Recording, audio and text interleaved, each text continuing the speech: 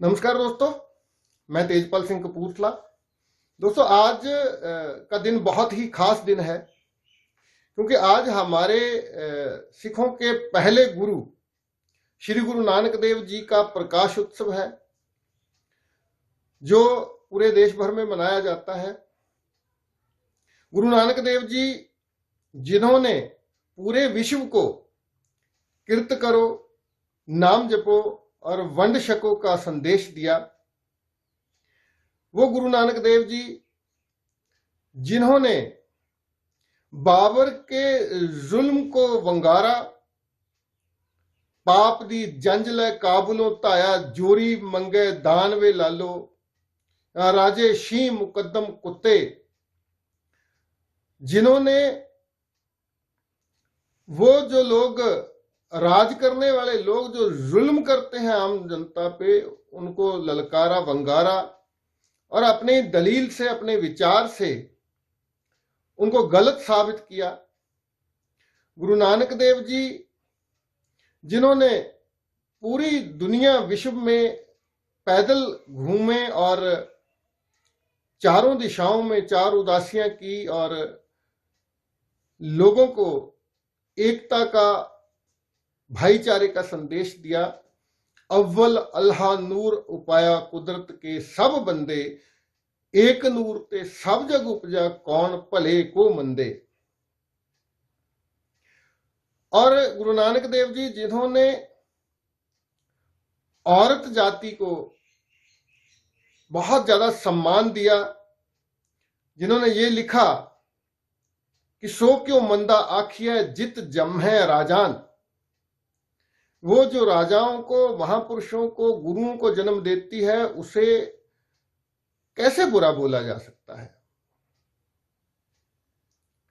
तो आज जब हम श्री गुरु नानक देव जी का प्रकाश पर्व मना रहे हैं, तो हमें आज के संदर्भ में जब हम देश के हालातों को देखते हैं, तो आज भी वैसी ही एक स्थिति बनी हुई है कि मौजूदा हमारी सरकार अलग अलग तरीके के ऐसे कानून ला रही है जो मजदूरों के विरोध में है, किसानों के विरोध में है। पूरे देश को एक ऐसी बीमारी जो खतरनाक नहीं है, जो डेडली नहीं है, जिसके बारे में खुद हमारे प्रधानमंत्री जी ये बोलते हैं कि 10 लाख में से केवल 83 मौतें हुई हैं।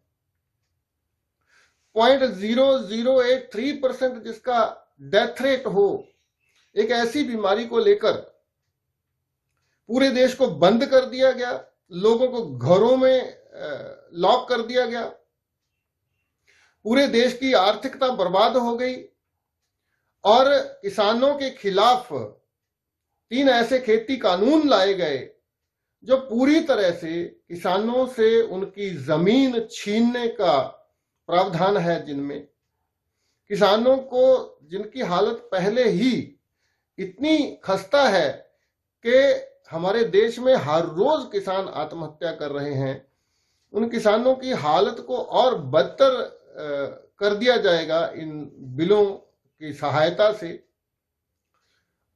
वो पूंजीपति अपने जोटीदार जो हैं, अंबानी अडानी को खुली छूट दी है उन कानूनों के जरिए कि वो किसान को जैसे चाहे अपनी मर्जी से लूट लें और किसान को उन कंपनियों के खिलाफ कोर्ट में जाने की भी इजाजत नहीं होगी। तो इस सारी स्थिति के खिलाफ, इन कानूनों के खिलाफ आज किसान संघर्षरत हैं। पूरे देश भर की 500 से अधिक संगठन हैं जो किसानों के, वो मिलकर दिल्ली में प्रदर्शन कर रहे हैं। और जब वो पंजाब से या दूसरी स्टेट से दिल्ली के लिए निकल रहे थे या दिल्ली पहुंचने की कोशिश कर रहे थे, तो रास्ते में अलग अलग तरह की रुकावटें खड़ी की गई, सड़कों को खोद दिया गया, बड़े बड़े गड्ढे बना दिए गए, बड़े बड़े पत्थर रख दिए गए रास्ते में, ताकि किसान दिल्ली में पहुंच के अपना प्रदर्शन न कर पाए।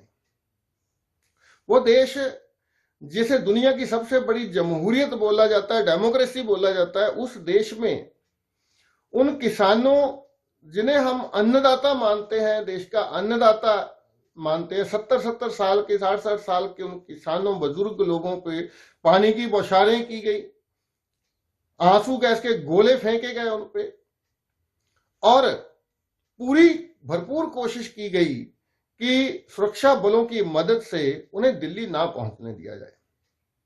लेकिन हम सल्यूट करते हैं उन किसानों को जो घरों से ये तैयारी करके गए हैं कि हमें 2 महीने लगे, 3 महीने लगे, 4 महीने लगे, जब तक ये बिल वापस सरकार नहीं लेती हम घर को वापस नहीं आएंगे।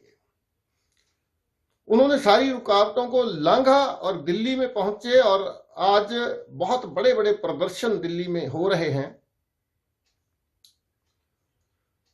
तो आज जब स्थिति ऐसी है कि देश का अन्नदाता सड़कों पर है, इतनी सर्दी में, कड़कड़ाती सर्दी में वो खुले आसमान के नीचे खुद ही खाना बना पका रहे हैं, और उनकी दरियादिली देखिए, जे गुरु नानक देव जी का विचार है जिस पे चलते हुए कि वही पुलिस जो उन पे डंडे बरसा रही है, जो उन पे पानी की बौछारें फेंक रही है, जो आंसू गैस के गोले फेंक रही है, उन्हीं को वो लंगर छिका रहे हैं। ये गुरु नानक देव जी की शिक्षा का ही प्रभाव है कि दुश्मन को भी हम गले लगाते हैं, या गुरु नानक देव जी ने जो ये बताया है कि हमें इंसान और इंसान में भेदभाव नहीं करना चाहिए, उसी पे चलते हुए आज गुरु नानक देव जी के शिष्य, उनके सिख हैं जो, उन्हीं की शिक्षाओं पे चलते हुए यहां अपने हक लेने के लिए, अपने हकों की रक्षा के लिए संघर्ष कर रहे हैं, वहीं वो उन लोगों को भी लंगर छिका रहे हैं जो उन पे जुल्म कर रहे हैं। तो एक दूसरी चीज भी है, आज का दिन की एक और महत्ता है, वो ये है कि हमारे देश के एक ऐसे सपूत जिन्होंने अपना पूरा जीवन आम लोगों को यह समझाने में लगा दिया कि आप कुदरती तरीके से स्वस्थ रह सकते हैं, जिन्होंने स्वदेशी का नारा दिया, जिन्होंने अंग्रेजी दवाओं के बारे में लोगों को जागृत किया, और यह बताया कि हर व्यक्ति अगर वो आयुर्वेद को सीख लेता है, अगर वो नेचुरोपैथी को सीख लेता है, तो अपना डॉक्टर आप बन सकता है।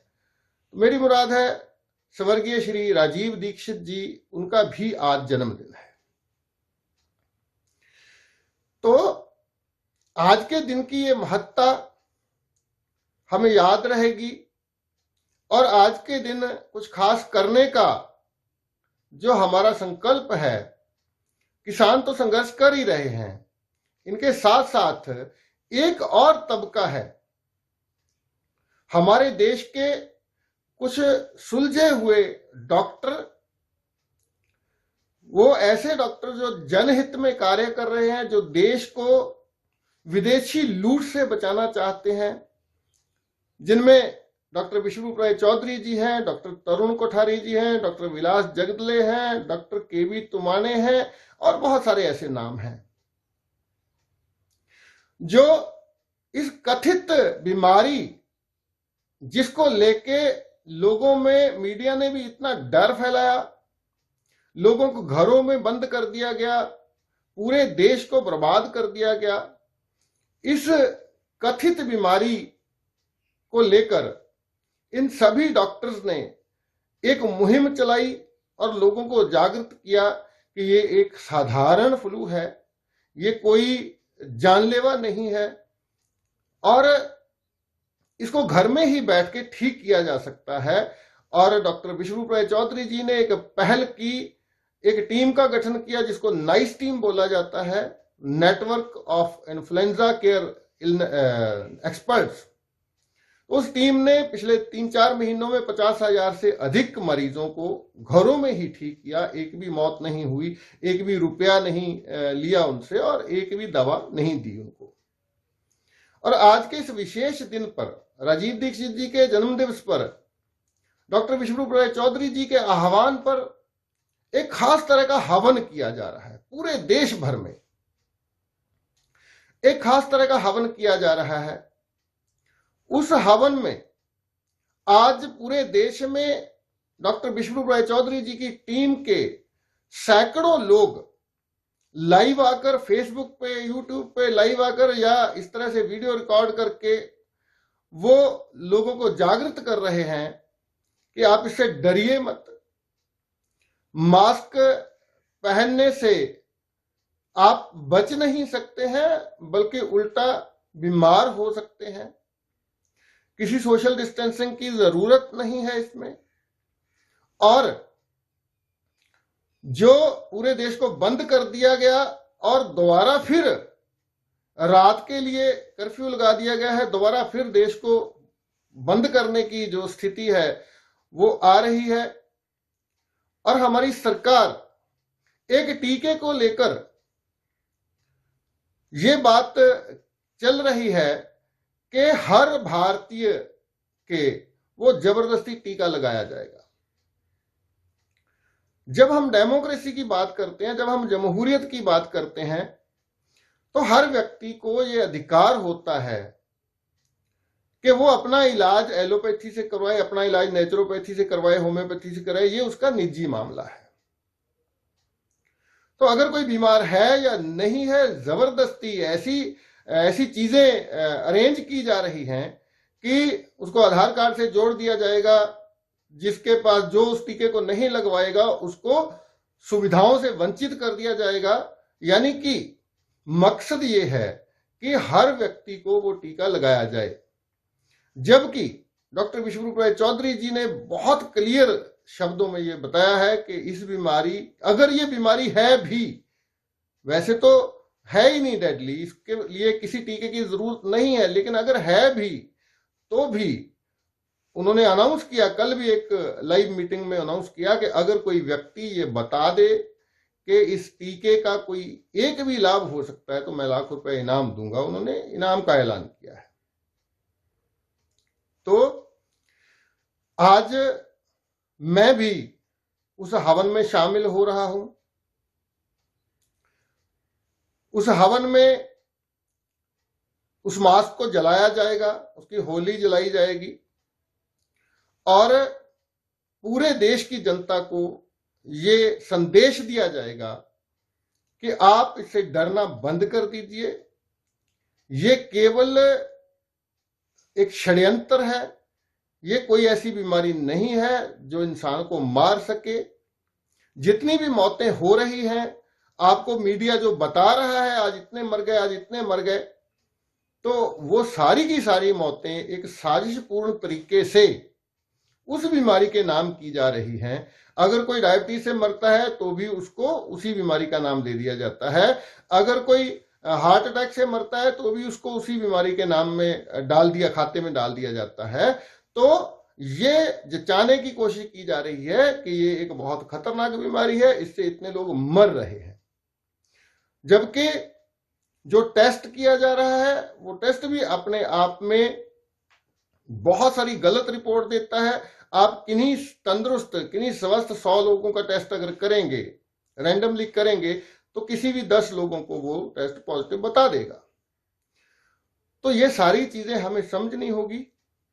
एक तरफ इस कथित बीमारी के नाम पे देश को बंद किया गया, लोगों को घरों में बंद करके सरकार मजदूर विरोधी, किसान विरोधी नीतियों को लागू कर रही है।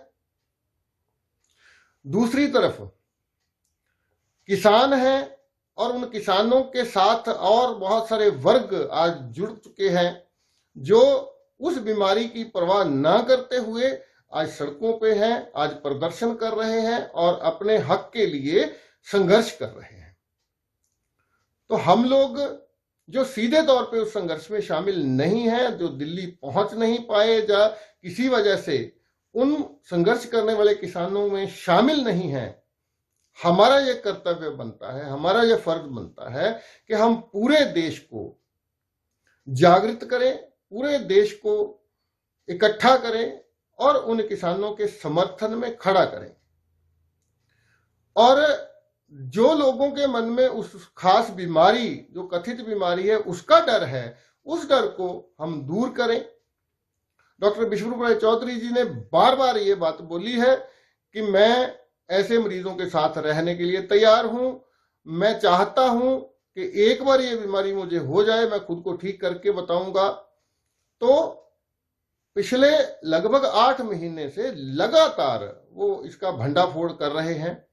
कल एक वीडियो देख रहा था मैं, डॉक्टर तरुण कोठारी अपनी टीम के साथ वहां दिल्ली में, जहां किसानों को जगह दी गई है कि यहां बैठ के आप प्रदर्शन कर सकते हैं, उस इलाके का उन्होंने दौरा किया और कोशिश की ये बताने की सब लोगों को कि आपको इस बीमारी से डरने की कोई जरूरत नहीं है, ये कोई खतरनाक बीमारी नहीं है, ये साधारण सी बीमारी है। जैसे हमें सर्दियों में हर बार नजला जुकाम खांसी होती है, वैसी ही ये बीमारी है।